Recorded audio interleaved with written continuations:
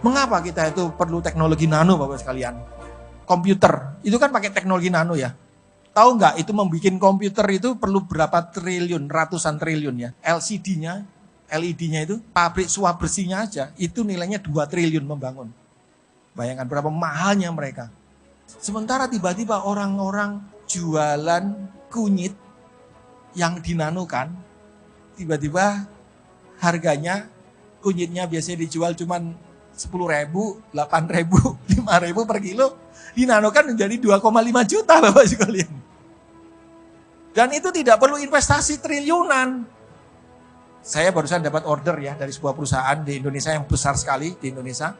Itu membuat kunyit nano. Dijual harganya nggak tahu, nanti nanya ke Pak Arif itu.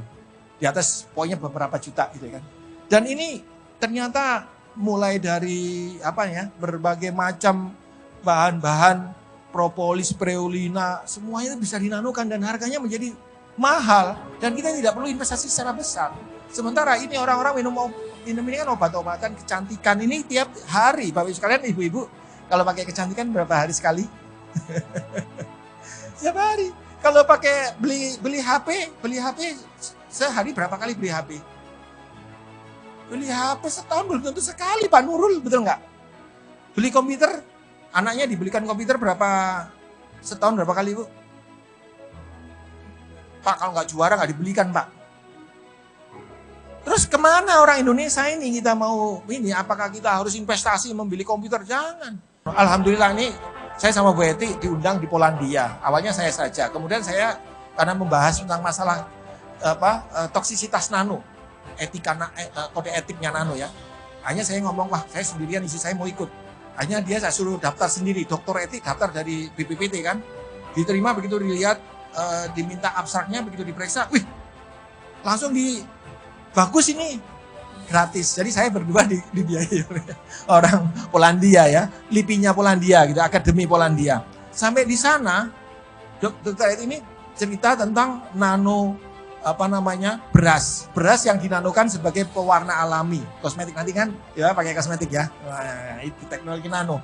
Mereka orang Eropa 36 negara sedang bingung membahas tentang bahayanya, toksisitasnya pewarna kimia, titania, zinc oksida.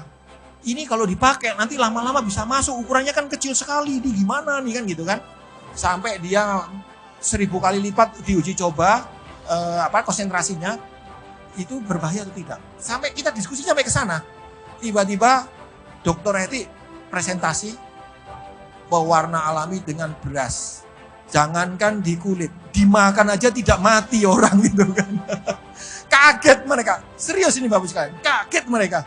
Diskors 30 menit diskors, semua langsung datang ngasih kartu nama ke Bu Eti.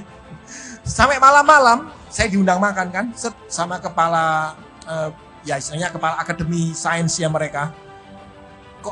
Saya berdua ini nempel.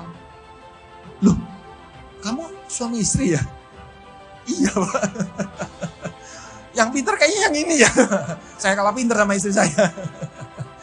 Ya ini terus terang, mereka takjub terhadap teknologi yang dikembangkan orang Indonesia. Kok bisa-bisanya dia mengembangkan, subhanallah ya, kok bisa-bisanya dia ngembangin teknologi herbal yang tidak berbahaya. Jangankan ditempelin di kulit Bapak Ibu sekalian, dimakan itu loh nggak mati, dimakan itu loh nggak mati, betul nggak? Nah mereka itu lagi bingung dengan teknologi toksisitas dari kimia.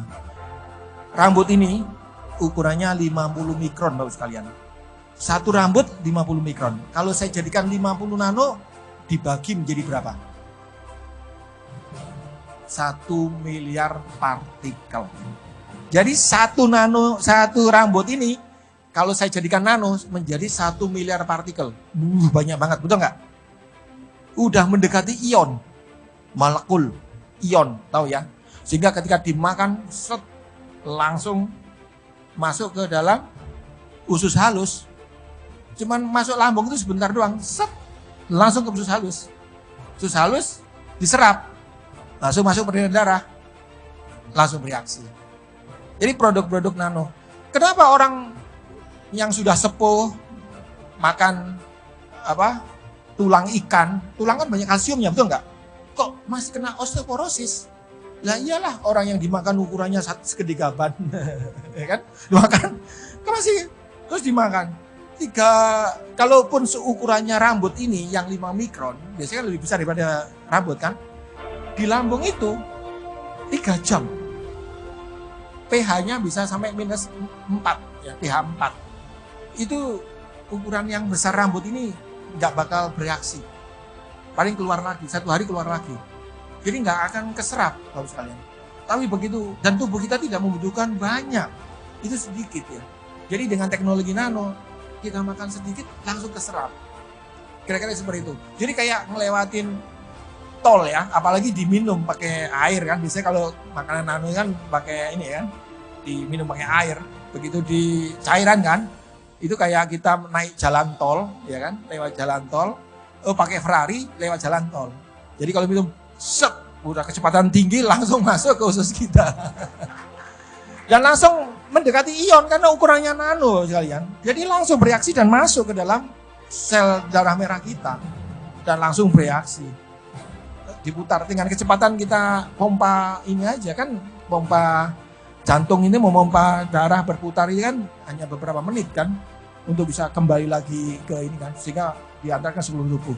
Jadi Bapak sekalian, dengan teknologi nano kita bisa mempercepat, pertama kita tidak boros, kita bisa sedikit, efikasinya tinggi, ya efisien dan efektif dan efisien ya, dan waktunya cepat. Nah ini kelebihan daripada teknologi nano itu, seperti sehingga orang berbondong-bondong sekarang tidak ada jalan lain untuk obat-obatan, jamu-jamuan Indonesia yang kaya raya ini kecuali kita masuk ke nanoteknologi. Dan itulah yang sekarang ini sudah dikerjakan oleh orang-orang Cina. Jangan sampai ketinggalan. Kalau di Cina Bapak sekalian sebagai informasi ya, mereka kan bukan tropik ya. Kita ini tropik ya kan, dimana kita tuh orang Indonesia ini kekayaan alam hayatinya nomor 1 di dunia. Kalau dicampur dengan kekayaan alam hayati yang ada di lautan. Memang si Amazon ya, yang sana berhasil dia untuk yang darat saja dia menang, kita nomor 2. Tapi kalau dicampur dengan kekayaan alam dalam air laut kita juga ya, di dalam tumbuh-tumbuhan, ganggang, macam-macam itu, maka Indonesia ini flora faunanya akan nomor 1 di dunia. Dan ini potensi raw material peluang besar untuk dinanokan dan akan memimpin dunia kita perekonomiannya ketika semua potensi ini kita nanokan. Saya sangat senang kita bisa bekerja sama dengan OA dan khususnya menerbitkan produk pertamanya ya Pak ya, ini masih pertama loh ya.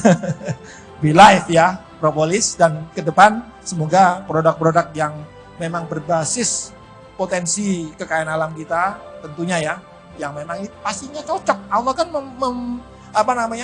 menciptakan tanaman-tanaman yang sekitar kita memang cocok untuk kita, betul nggak? Nah ini bisa jangan kita pakai produk luar terus ya, yang itu mestinya akan kemungkinan besar pasti tidak cocok ya, karena bahan bakunya dari luar kan.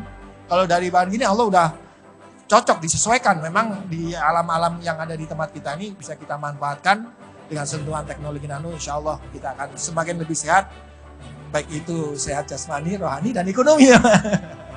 Demikian saya pikir, terima kasih dari Kang Mai dan Bapak sekalian. Semoga kita selalu diberi kemudahan oleh Allah SWT. Assalamualaikum warahmatullahi wabarakatuh.